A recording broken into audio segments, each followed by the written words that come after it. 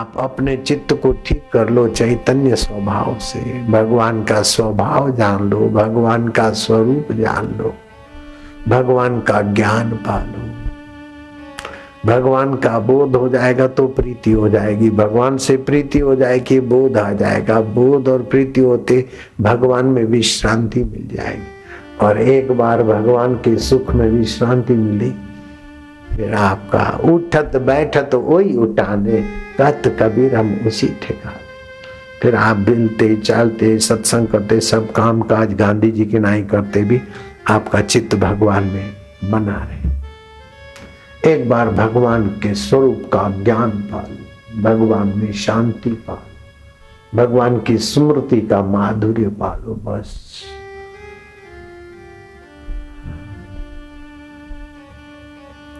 महत्व दोगे तो आसानी हो जाएगी। किसी के मेहमान हो गए, आपने हीरे की अंगूठी पहनी है, बाथरूम में भूल गए, 4-5 लाख का हीरा है। बाजार में याद आई, अरे यार हम आपके बाथरूम में स्नान कर रहे थे, वहां अंगूठी उतार के रखी थी, अब क्या करें। चलो खरीदी करो, उससे मिलो, लेकिन बार बार वो अंगूठी याद आती है, कहीं इधर उधर न हो जाए।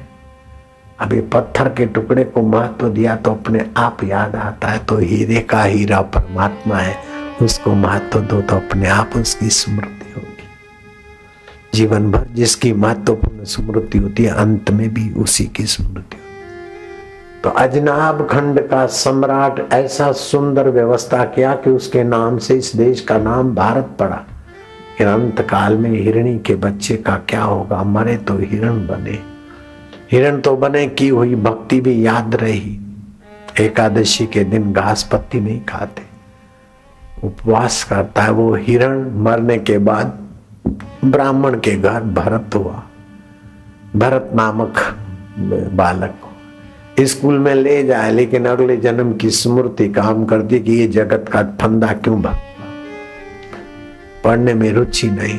खेत में ले जाए तो पानी जहां मोड़ना है वहां खोल दे, जहां खोलना है वहां खड्डा कर दे। घर वालों ने बोला अब जाओ, साधु बनना है तो जाओ, जान छोड़ो। नोचना था, नोचने के काम आएगा नहीं, जाओ साधु बनो, कोई हरकत नहीं। बड़े खुश होकर चले गए। अजनाब खंड के सम्राट हिरण बने, हिरण में से फिर किसी ब्राह्मण के घर जन्म लिया और अगले जन्म की स्मृति से सावधान रहे। कोई चतुराई नहीं दिखाई। गुरवाणी कहती है बहुत स्यानप जम का भय व्यापे, जो व्यवहार में चालाक चतुर है समझो यमदूत का भय उसके सिर पर मंडार रहा है। जितनी चालाकी करके दुनिया की चीजें संभालता है, उतना भीतर से मौत का भय तुम्हें तंग करेगा। मौत का भय नहीं आना चाहिए। मृत्यु शरीर की होती है, तुम्हारी मृत्यु नहीं होती, लेकिन जो चीजों में मानता है वही भय दिलाती है। मौत का भय, जीने की आसक्ति, ये सब अज्ञानता से होती है।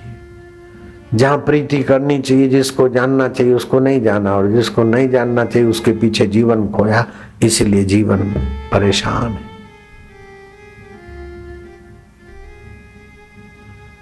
जड़ जैसा व्यवहार करते, नाम पड़ा जड़ भरत। जंगल में विचरण कर रहे थे। सिंध सौरव देश का राजा राहुगण, राज भोग से कुछ भी नहीं, आयुष्य बर्बाद होता है। कपिल मुनि के आश्रम में शांति पाने के लिए जा रहा था, डोली में बैठकर। डोली उठाने वाले 4 कहार थे, उसमें से एक को जुलाब लग गए थे। 3 कहार से डोली कैसे चले?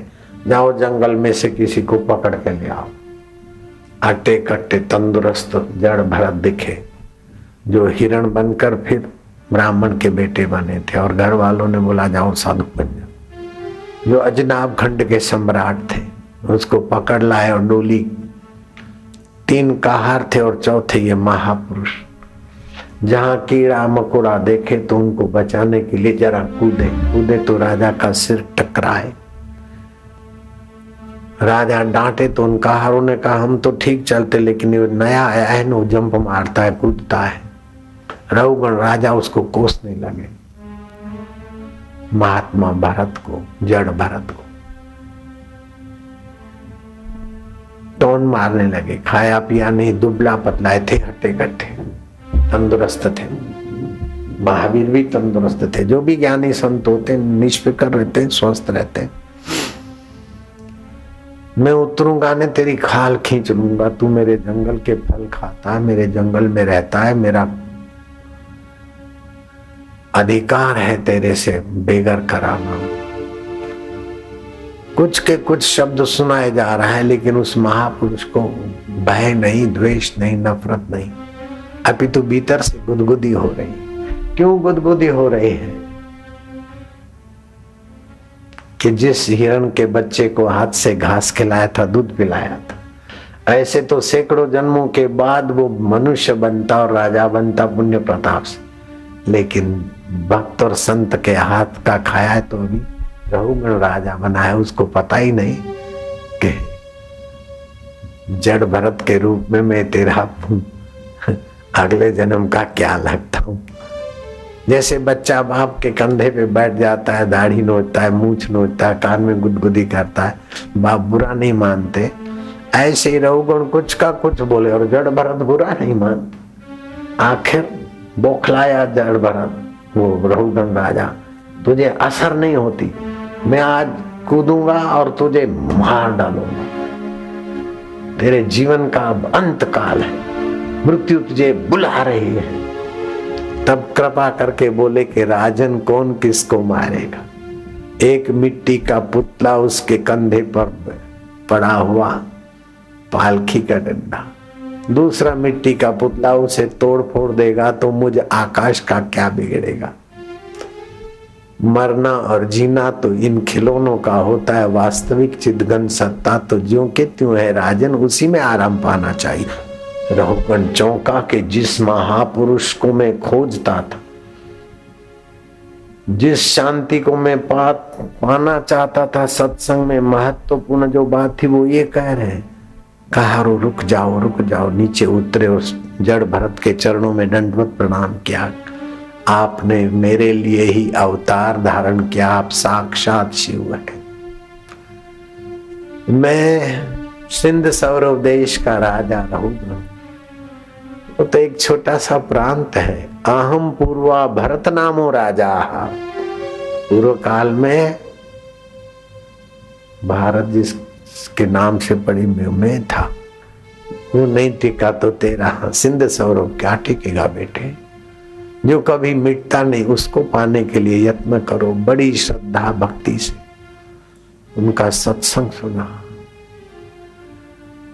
जड़ भरत ने कहा रहुगण, जब तक महापुरुष की चरण रज में स्नान नहीं करता जीव, अर्थात अपने मन से अपनी बुद्धि से महापुरुष में अहोभाव नहीं करता, तब तक उसे आसक्ति मिटाने वाली भगवान की सूझबूझ और प्रीति नहीं मिलती।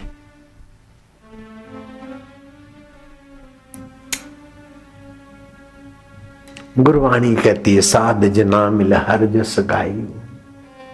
संतों से मिलकर हरि का जस गा। हरि ओम प्रभु। हे नारायण हे हरि। नानक जी कहते हैं, जगत में झूठी देखी प्रीत, अपने ही सुख सो सब लागे, क्या दारा क्या मीत। मेरो मेरो सभी करत है हित, सो बांध्यो चित्त। हेत लगा दिया और चित्त वहां बांध दिए। अपने ही सुख सो सब लागे, क्या दारा क्या मीत। मेरो मेरो सभी करत है हित, सो बांध्यो चित्त। अंतकाल संगी नहीं को, यह अचरज की रीत। मन मूर्ख अजहु नहीं समझत, सीख दे हारे नीत। नीति वाले शास्त्र और संत सीख दे दे के हार गए, लेकिन तुम कपट चालबाजी और बेईमानी नहीं छोड़ पाए। नानक भाव जल पार परे, जो गावे प्रभु के गीत। संसार समुद्र से पार हो गए ईमानदारी से भगवान और भगवान के प्यारों की बात को मान लो। राजा भरत ने रहुगण को उपदेश दिया और रहुगण ज्ञातज्ञ हो गया।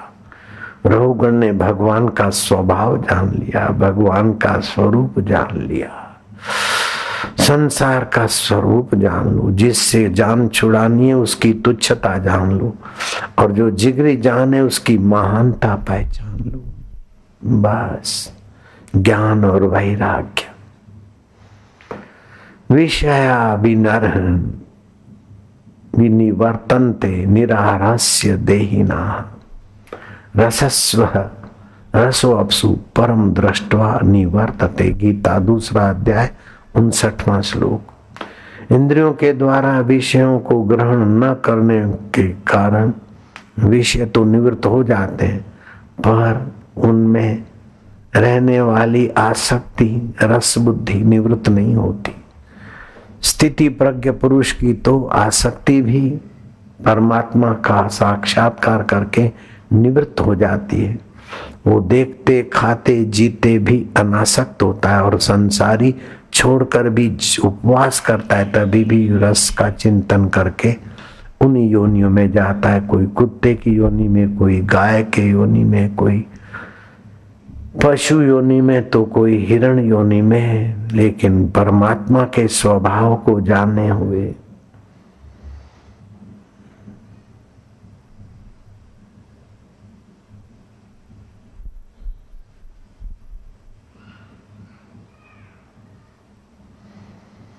रस चाहिए, रस। भगवत रस मिले बिना विकारों का रस जाएगा नहीं। विकारों के रस के कारण ही कपटी बनता है आदमी। सुख भोग का रस, सुख भोग का रस नीरसता देता है, जड़ता देता है, शक्तिहीनता देता है। लेकिन फिर से वही सुख भोग में लगे हैं, सुविधा में लगे हैं। जरा सा तबियत खराब हुई तो कांपने लग जाते हैं। अभी आत्मभाव की महत्ता नहीं जानी। भगवान में प्रीति तपस्या से नहीं होगी। भगवान में प्रीति निर्वैरता से होगी। किसी के लिए आसक्ति नहीं, किसी के लिए वैर नहीं, और भगवान ही सार रूप है। भगवान के नाते काम करने से, भगवान के नाते ही सब नजरिया बनाने से भगवान में प्रीति होती। तो एक तो भगवान में प्रीति और दूसरी एकाग्रता। बस अब भगवान का नाम लेंगे, ओम ओम, होठों में जपोगे, प्रभु जी मेरे हो, मैं आपका हूँ, मुझे अपनी प्रीति अपने स्वभाव से वाकुफ करोगे। ओम ओम ओम। जो आपका स्वभाव जानता है वो आपके रस में छक जाता है। ओम ओम ओम ओम। जो आपको अपना मानता है उसको आप शीघ्र अपनी रहमत से रसमय कर देते हो। ओम ओम ओम।